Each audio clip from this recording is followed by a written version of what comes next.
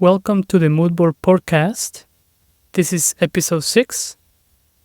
We help creatives unlock their potential by having meaningful conversations. And in this episode, we are going to explore what it means to start over again. We have been seeing on the news, and for the past year, there's been a lot of layoffs and career changes, unexpected career changes. And for some, that might seem like the end. However, we would like to focus on new beginnings and what it takes to recharge and feel inspired again and feel energized again to create again. That's the true sense, that's the true energy. Like, you are not out of business unless you feel out of uninspired or don't want to try again. I think if you have the courage to start again, you are in the right path to achieve and unlock your full creative potential. Yeah, whenever you get unexpected news, like something work out, you were not unable to land the client, or you didn't get the job, or you were laid off, whatever that experience might be, there's an emotional toll that comes with that, and recognizing it as something normal, as something that when things don't go the way you want them to, you tend to have a reaction to that. But reframing that scenario as an opportunity, as a new beginning, as an opportunity to explore something else is really important. But I'd like to ask you, Cesar, because you've mentioned before that you've experienced layoffs and these kinds of disappointments, if you will. What's been the process for you to sort of gain that information and learn to feel, and how do you deal with kind of like get yourself back into the groove, if you will? Dwell on the positive, which is when you had a full-time job, you had a little bit of time to yourself. You didn't have much time for you. Now that full-time job is no longer part of your day-to-day life, it's a closed chapter in your life. Now you can say, well, now I have time. And that's something good, because I don't think there is a right balance between resources. And when you have a full-time job, yes, you have a lot of resources, financial stability, but there is not a lot of time to enjoy what you have what you have worked for. However, when there is a shift in that formula, in that balance, okay, now time, and you can decide what to do with that time and work on yourself. When I was in between jobs, it's actually a time that I enjoy, because I can have more of it in terms of like, okay, I can work out, I can read a book for as long as I want, I have time to prepare, healthy meal, or just have like a better balance in different areas and it helps you like better in regard to your next, what's next in your career, because you have to think about that, what to do career. Because I believe there are like three elements in your life that have to be in balance or fulfilled to have a overall, full physical condition, your health, your job, and then your emotional and spiritual status in your life.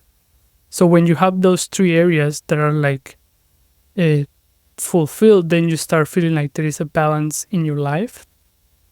And but yeah, I take that time to recharge the button, and it is what I know. I look forward to those times because it's a moment to reset, moment to chase things that I might want versus having to do something that I have to do, which is like going to work. It is different when, okay, I'm gonna spend my time, but I'm gonna spend my time towards my career, something that fulfills me more professional. So I just think about it. This is a time for you to reassess, reevaluate, and reposition yourself better to achieve, to accomplish better things. Yeah, I think that you touch on something that's very important with, taking time to give your body what it needs, whether that's working out, whether that's, uh, doing meditation or taking care of the things that are often maybe rushed when you are in a, high pace environment, doing work. So I think getting that energy back and time to slow down and really not see it so much as like, oh shoot, like, I'm out of this and job. It's more of a opportunity to reevaluate what's the narrative that you're wanting to create. I think some of my favorite parts in shows or films is when the protagonist is, things are going well. All of a sudden something happens and they're like kind of having to, like, you're just kind of do next. What's going to happen next? And I think seeing ourselves as pretend the screenwriter of our own play is important because it gives us back the autonomy and what you suggest is like, I mean, what you said a while back, Caesar, about setbacks being setups for new opportunities, for new things, struck me as being that attitude of thinking, okay, this didn't work out or this, fell apart or whatnot. I could be negative about it and think, well, man, that was such a good job, or that was going to be or man, that job was going to, put me in a great position or whatnot.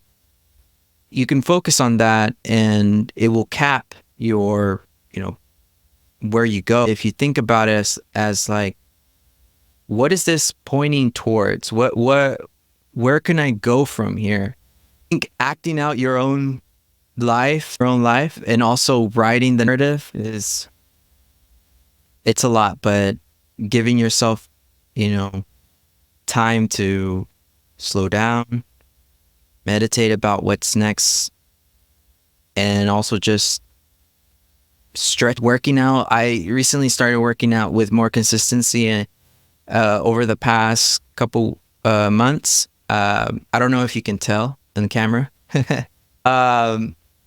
But it's just really been great to have that, for all that energy, putting mind over matter. A lot of the times when we're searching for work or we are on the computer working or whatever it is, it's a static, stationary activity. And we exercise our mind, but our body's kind of left out, like, put me in, coach, and just kind of sitting on the bench. What do you think about that? No, it's important to make your physical, like, health, your physical state of mind is at a place where, it's healthy. It's again a place where there is balance, because it's important for the body to release energy, and to also tell your brain to, like, hey, we are in a routine, this is a discipline. Helps you Yeah. build confidence and to build Also stability, like Yeah. certainty, Yeah. and it's just good. It's a good habit. It's a good discipline to have Yeah. to, you know, to work out now. Right. Because I think that's, you're telling your brain like this comes work, like mind work, Right. or it like synchronize all like your body and your mind. And better, it's just better. I think the work that you create is better Yeah. when your health is good. Of what we put in our bodies, what we how often we exercise, and as you said, like important decisions like to go out for a walk because you're moving, you are giving your brain breathe. Yeah. Yeah. And I was going mhm, to mention of like, for example, if you're recently, like we were talking about layoffs and going on social, getting on LinkedIn, I'm constantly seeing posts about, very sad that people let go and they're experiencing these very like difficult moments. Um, and for me personally, and I think for a lot of people, what's really difficult is major life, and praying for those transitions is it's a very, prudent thing. But also when you lose your routine, let's say like waking up, doing the breakfast, doing more routine, and then getting to work, and then and you're having to now switch. I think designing a routine, a ritual to get you through to the other chapter is very important. And I think you touch on that with this idea of like having some kind of like, at this hour I do this, at least no, like that it removes kind of like that right, like that insecurity of like, oh my gosh, like what's next, what's going to happen. It's like at least you can say I'm going to design my day, and I might not know what the next chapter is. Yeah, I know what's going to happen today to move the needle forward in my health, my mental state, or my career. yes, and that's what helps you, I think, give you peace of mind is being prepared, where you are intentionally working towards something. Like being in between jobs is not the problem. The problem is when you stay in between jobs. The problem is when you like get stuck in that in two different parts of the movies. And it's important for us to like, okay, let me the steps, let me work my portfolio, let me reach out to my network, let Yeah. me do my part, and then let's wait to see what the outcome, the results of those decisions that I've made, which is like reaching out, networking, your portfolio, maybe doing a side project that a personal project that you really believe in, that could help you get a Yeah. better career position. So Yeah. taking those steps and resting assured that like you do your best, you hope for the best, and you expect the best. Yeah. And I think that's true. And I was just gonna quickly add a good book that can come up with a book that we previously mentioned, I think in the first or second episode, Think, Grow Rich. Think and Grow Rich. Yeah. In that book, they talk about coming up with a plan that can help you like set you up for the next stage of your career.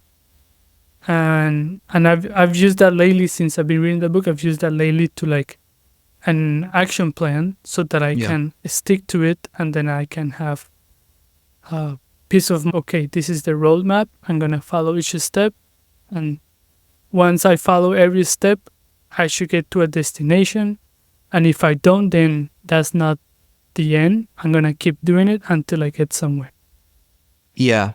And I think that attitude of iterating and learning as you're going and measuring, like putting numbers, being specific with what we want, and when we don't reach it, like iterating on our approach is a very like design, it's design thinking in action. You reminded me of a book that I read a couple years back called Design Your Life.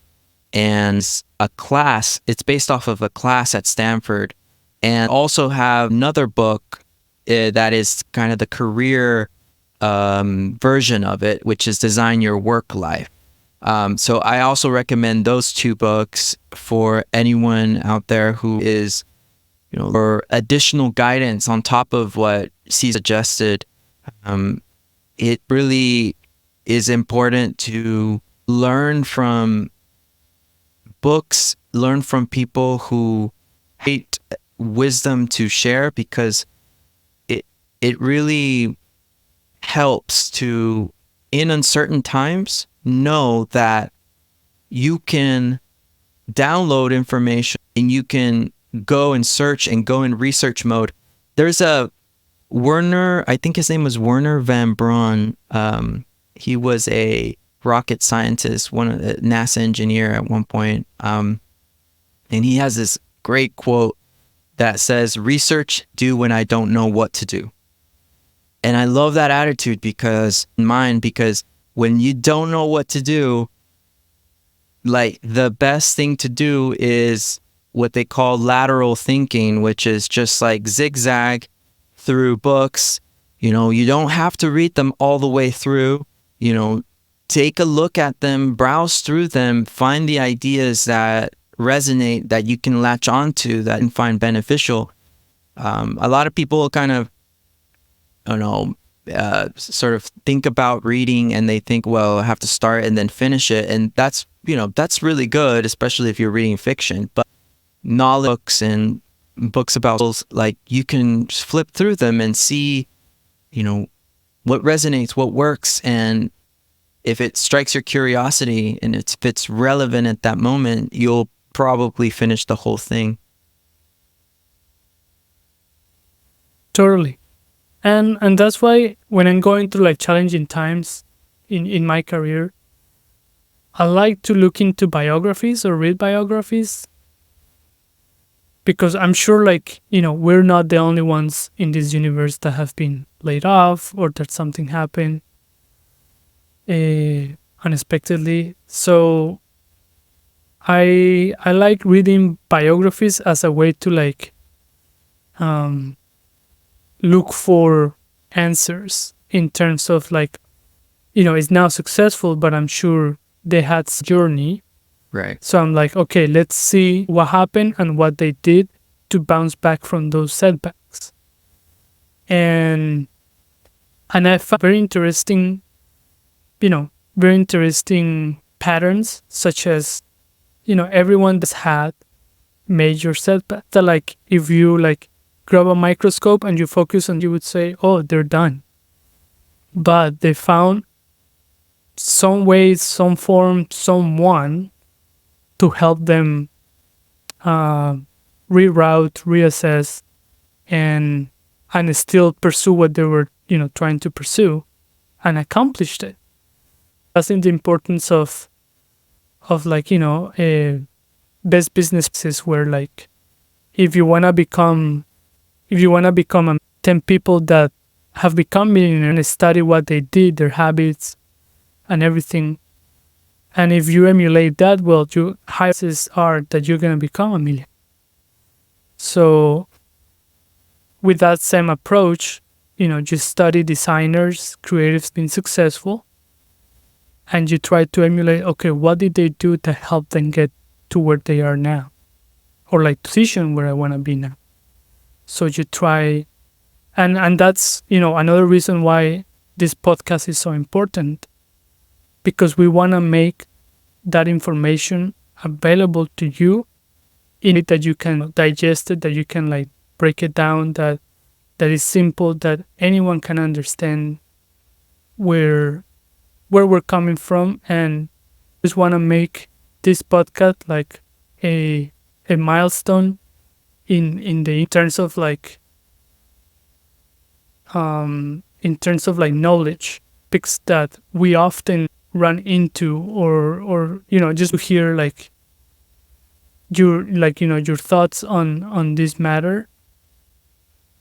Yeah. I always think that sometimes you access information, you're certain things that like certain wisdom and quotes and things, and then someone else comes along and they translate it almost in ways that break it down into how you better receive information. Like I just remember I'm thinking of Jack Butcher, for example, from Visualize Value.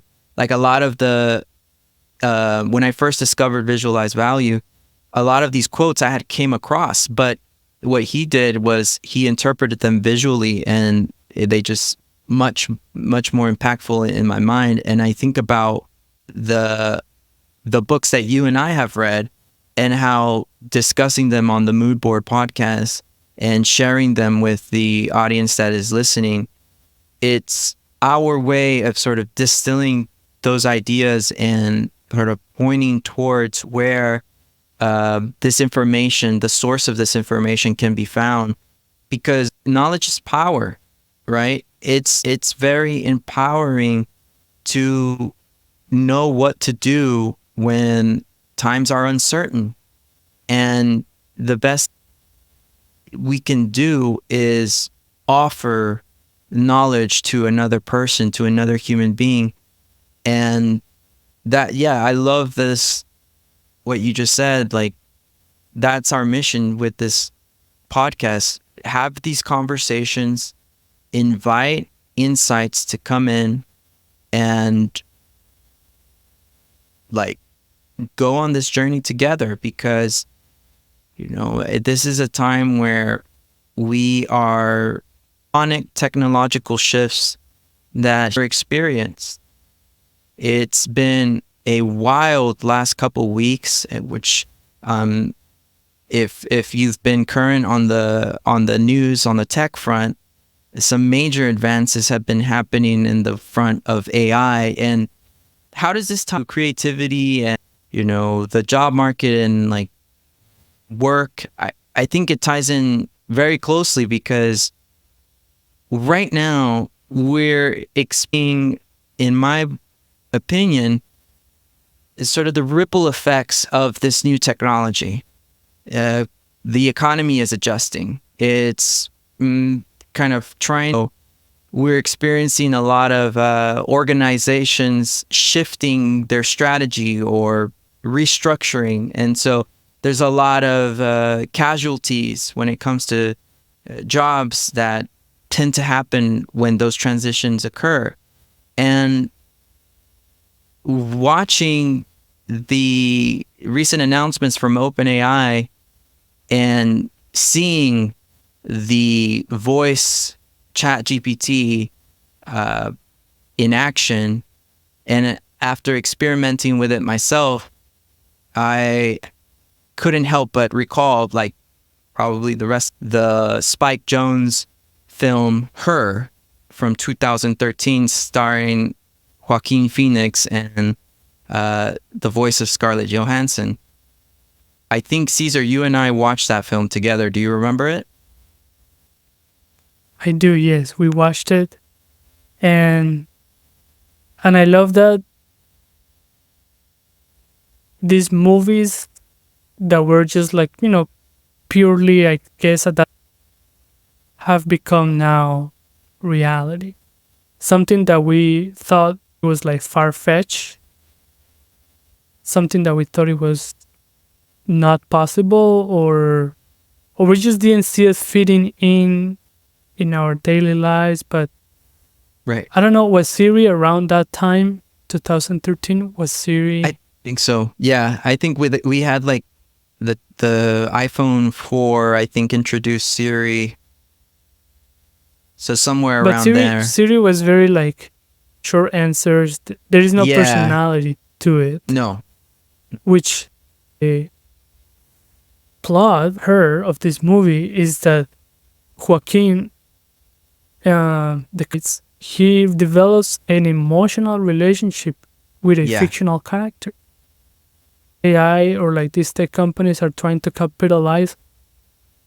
They're trying to this entities, digital entities in an emotional way, because I feel like uh, human nature and like just human relationships are unpredictable, and we're in unpredictable looking for certainty and for support.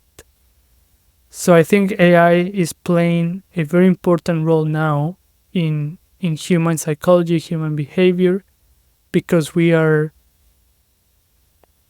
relying on this digital asset to support us emotionally, or we're giving this digital asset human-like features to emotionally bond with this um, person. Well, not person, character.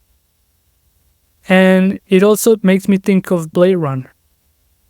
In Blade Runner, when Ryan's this like projection of a girl, and then they fall in love, and then this girl arranges for a physical human to come over, so that they both can, Wow. so that Ryan can put a physical touch to the person, to the AI character Yeah. that he needs to like interact physically with. Wow. So And it's her then. yes, Wow. and what's interesting is that the on Blade, I believe this is what happens. I don't recall like very very well, but the projection of the AI girl aligns as close as possible to the physical girl.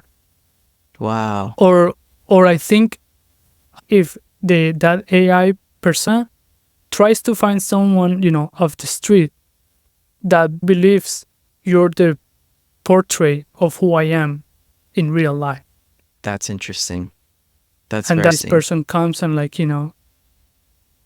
and so it's just an interesting um soup of like and all of this lack of emotional support, and we're longing for Yeah. certainty and for support. And Yeah. I'm sure some people have felt like humans have let them down, humanity's let me down. Yeah. So who can I rely on technology? Because technology is, well, quote unquote reliable or like predictable, or I Yeah. can adjust it to be whatever I want it to be. And by adding this layer of autonomy, like decision making, like adding this persona to it, it will make me more attached, feel like a stronger connection to AI.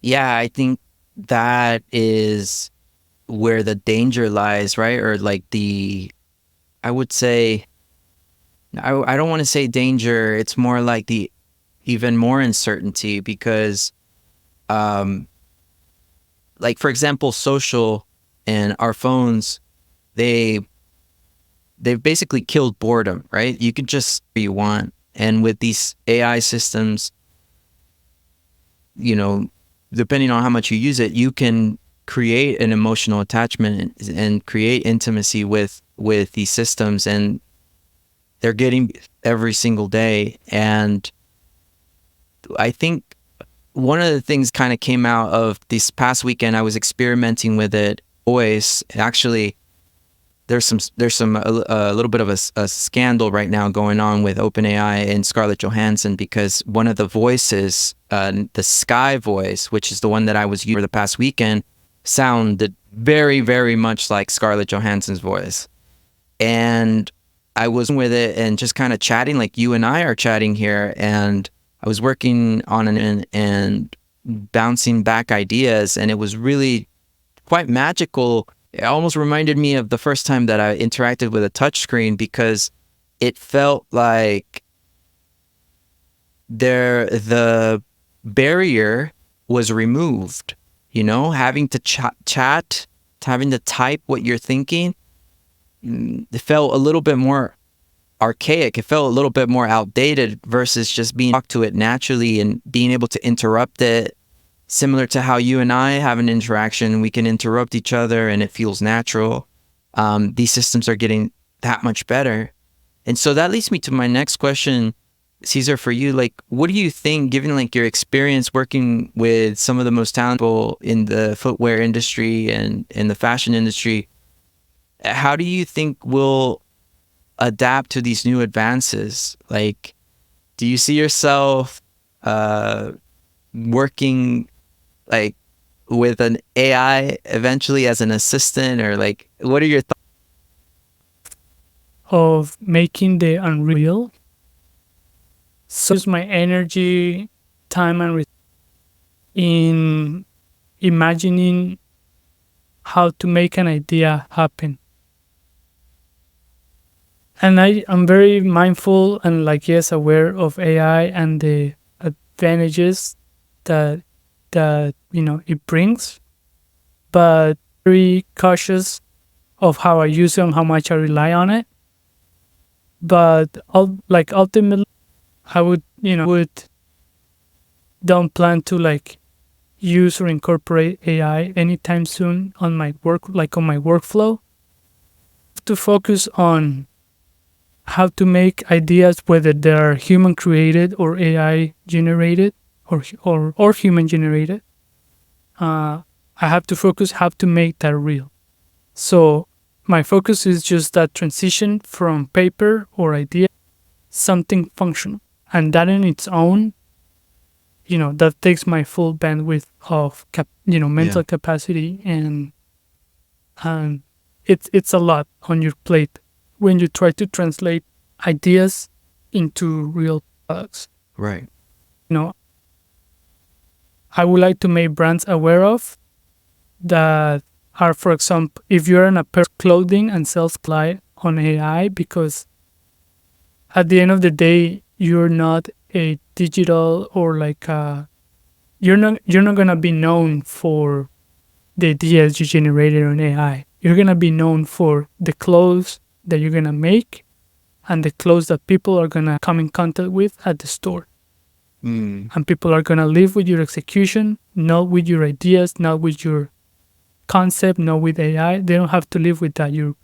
People live with your execution. So whether you use AI or not, if you make a piece of garment, if you make a pair of shoes really well, that goes farther. That's more important to me, because that's when you're in the business of like making product. So make sure that you make high quality product instead of me maybe being distracted on how to incorporate AI on your workflow. Maybe look into training designers better on the manufacturing of clothes so that we can make better clothes instead of like how to come up with better ideas. So that's my, or I think for me, AI is also the pencil and the pen. Yeah. The fact that you have make you a better artist or like better at drawing. Practice makes you better at drawing. And practice makes you better, or like learning techniques makes you better. So the final outcome, like it doesn't automatically translate to better. Know how to make it better, and there is human input that knows how to use that to make the product better. 100%. I think that the thing that often, I was talking about this with another friend yesterday who is a filmmaker, and we were just talking about how it's very much result oriented, and boom, it's there. Or generate a video and boom, it's there. A piece of music, it's there. And we don't know, nor are we going to try to pretend to know where this technology is going to go and how far it's going to advance. But one thing I do notice is that the ideas are, you can get ideas easy. Like there's so many ideas, right? It's what you said, Cesar, about the execution. That's what people live with. And the execution always happens with us. Like at the end of the day, we're responsible for that. Whether it's a company that has their name on it, or it's you and your brand and your name on it, you're ultimately putting out these things into the world, and it better have, your signature on it. There's too much at stake, I think, to just like let the shiny new thing, impressive and very, easy to kind of like, if you go online, they're doing all kinds of crazy, amazing things with it. But there is just work that comes easy, because you can tell in the execution. I think it's just like, and there's a few examples that I would like to go into, but maybe in the next episode, of products that just feel like they're half baked, because it feels like they rush to add these AI rushed. features. Yeah. Yeah, exactly. So I do think that the process of having conversations and the experience of being in a studio with another human being and collaborating with people, it's going to take I think I'm appreciating it even more now, because, I mean, I appreciated it before a lot as well. I'm just saying that I think these systems are going to remind us again what makes special. And I think it is useful to, be aware of what's going on. If there's something, that can be done easier, you can answer your emails quicker, or I don't know, something that doesn't require that much creativity, offloaded to these systems.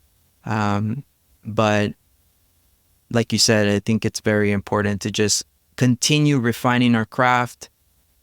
And as people find themselves in these difficult transitions, like we started this podcast with the recent, layoffs and the negative things that sometimes, or the quote unquote setback that are really setups that during the creative, that things are going to be okay, just as long as we maintain ourselves moving forward in action and listening to our bodies, listening to our minds, taking the time that we need to find and strike a balance. Cesar, do you have any closing thoughts for us as we cap off this episode 6 of the Moodboard? I would like to quickly say that I want the Moodboard podcast to be not only the place that you come for knowledge, but also application, where to apply that knowledge. Because I believe that knowledge without application is entertainment. And I want us to also like explore, okay, now that you know this, what can you do with what you now know? So I also would love to add that to our mission statement, is that yes, you come here for conversations, for knowledge, but you also here for patient. And that's cool. Yeah.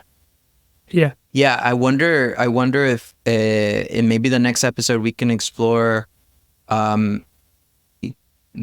like exercises or things that you take these knowledge of. We just talked about portfolios. We just talked about like articulating what we want to do in our next chapter. What are some exercises that our listeners can do, move them forward, and have them those results with us online, and really start to amplify the conversations? Because I've seen that a lot of folks have been replying to our posts with very positive feedback. I think last time, Cesar, you posted on LinkedIn, and someone said that this recent episode 5, where we talked about portfolios, was something that was very impactful for them.